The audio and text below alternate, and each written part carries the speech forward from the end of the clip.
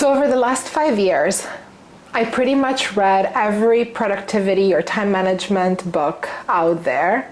And those are mostly written by men for men at work. And then I read a bunch of organizational books for moms that are trying to design their best life at home with their kids. And there's a lot of value in reading those two independently. But as a working mom, I decided to bring to you the best of both worlds. I finally decided to combine these two and bring to you 4 productivity habits that I generally use every single day to make my time management more efficient. These habits allow me to be an early stage startup founder while also running my YouTube channel and business, staying fit, keeping a healthy relationship with my kids. I also then find time to read or watch TV or simply have fun with friends or on vacation. So we're going to run through those habits in this video. Oh, and by the way, if you're wondering why it's important to create habits, I have a video that just talks about that, how create systems in your life from scratch that can help you achieve more while doing less. So go check that out if you're interested. The first habit is to get in the flow with a trusted coach. And my first pro tip about getting in the flow is to prepare for the work at hand. So think about an athlete.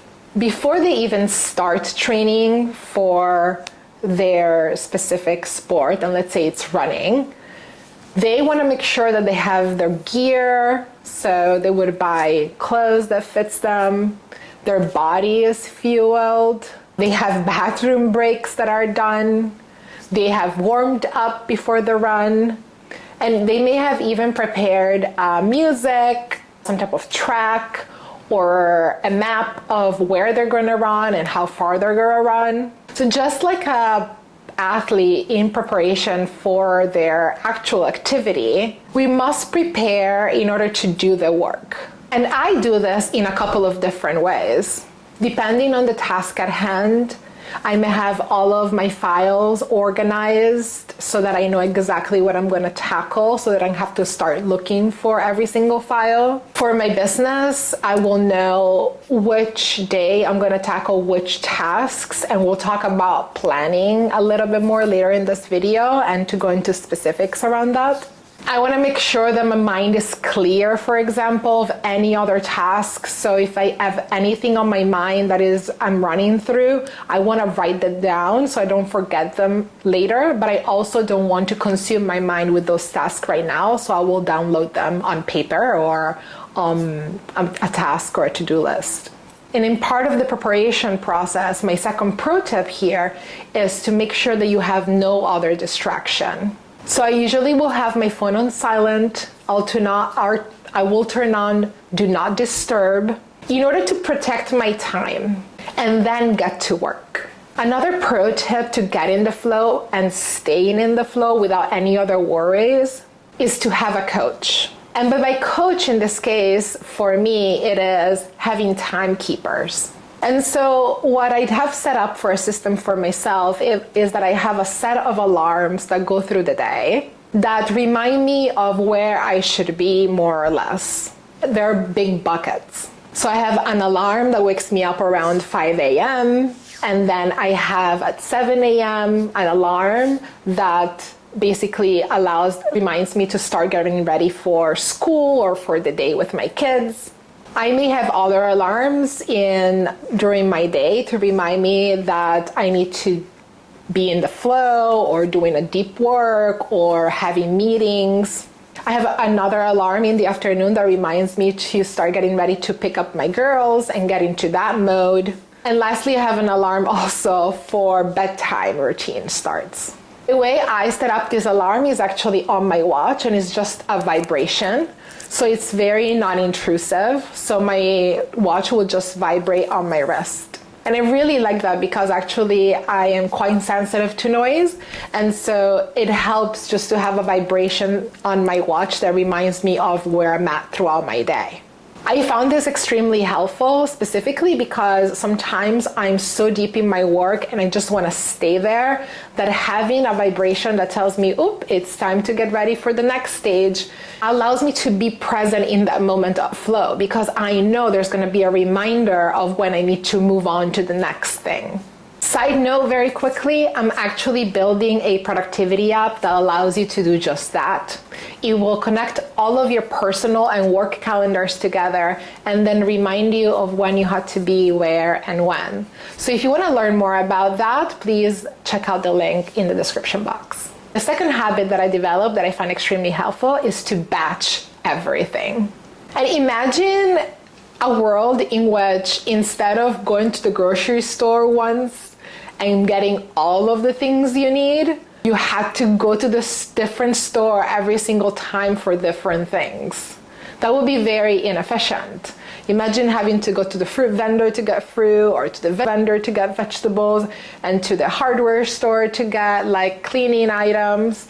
Instead, we devised a system in which you go to one place that have generally most of the things you need, if not all, and you just buy them all at once with a shopping list. And by the way, this is why we get so upset sometimes when our partners forget things at the store. As a person who is semi-obsessed with efficiency, it drives me crazy if we had to go to the store multiple times because we forget items. And so, for example, I have one moment in the week where I buy all of the things that I need for the week.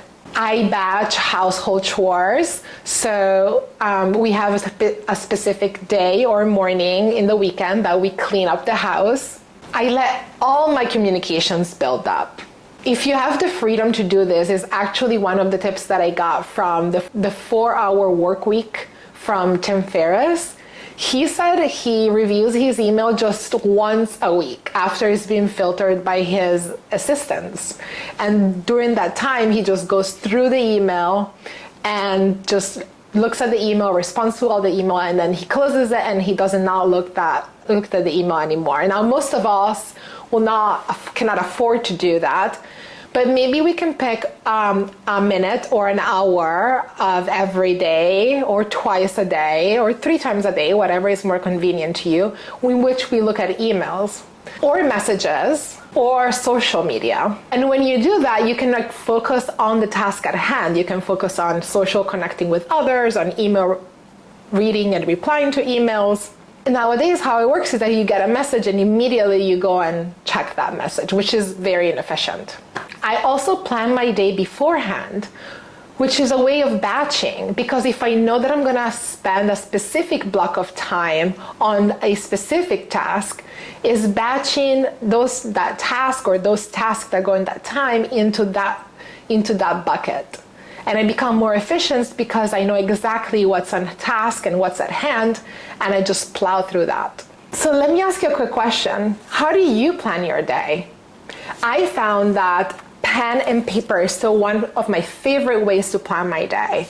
I do have a digital task to-do list, but I feel like it's not as efficient. Here, I have a little secret weapon in which I can see my whole week at a glance, and I'm able to write in the things that I need to do in time blocks during the week.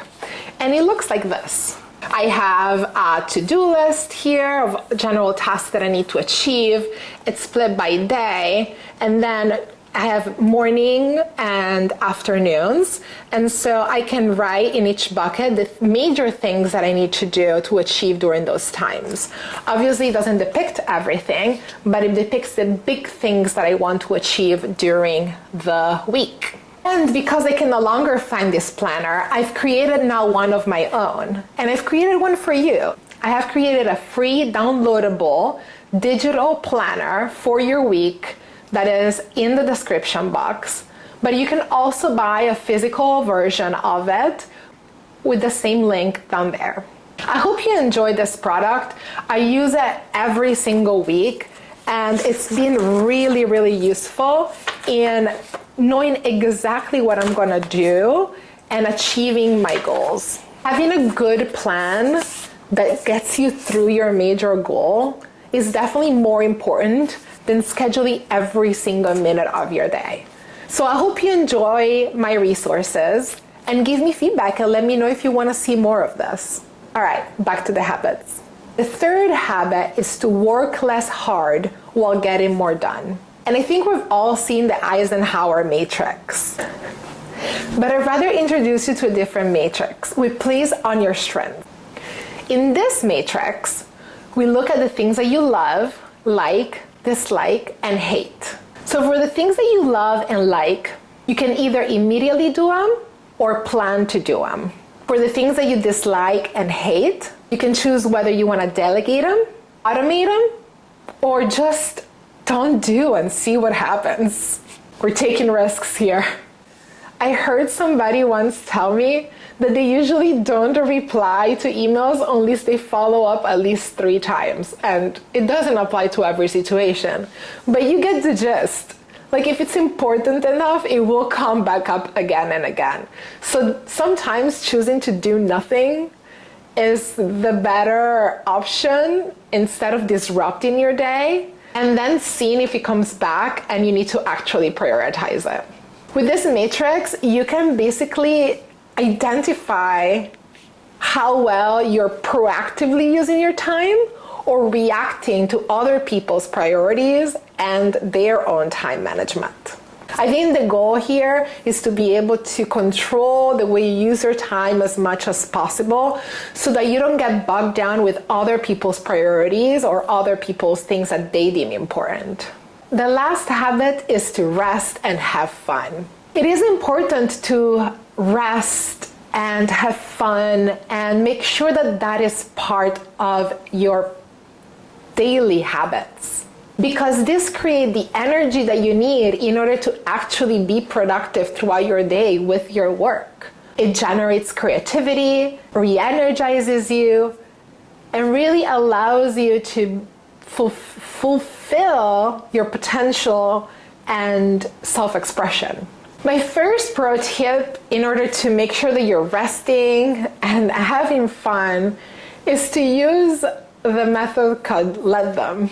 And what that means is that we don't have to control everything around us all the time. So the kids may be running around, creating a mess in the house, and in those moments, what I say is, let them. There will be a time in which we need to organize and be on schedule and follow our routine. But in those moments of fun, just let them. Second pro tip, if you're not really sure about what is fun for you or what is rest for you, is to create a list of everything that feels like fun. And for me, I get re-energized after a good tennis match. I love the ocean and the sound of the waves when I'm at a beach, when the sun is shining on my skin. I have a lot of fun taking a break for 10 minutes and playing billiards. I love riding my motorcycle throughout the city and driving up and down Lakeshore with the lake on one side and the Chicago skyline on the other side. And I really enjoy the heat of a sauna in the winter. And to that point, what feels like play can change by season. So maybe in the summer, you're more outside, and in the winter, you're doing more indoor activities. And so making sure that you have a well understanding of yourself to know when and what to play with, it's really important so that it's handy, you don't have to think about it, and you can just go and dive into that playtime.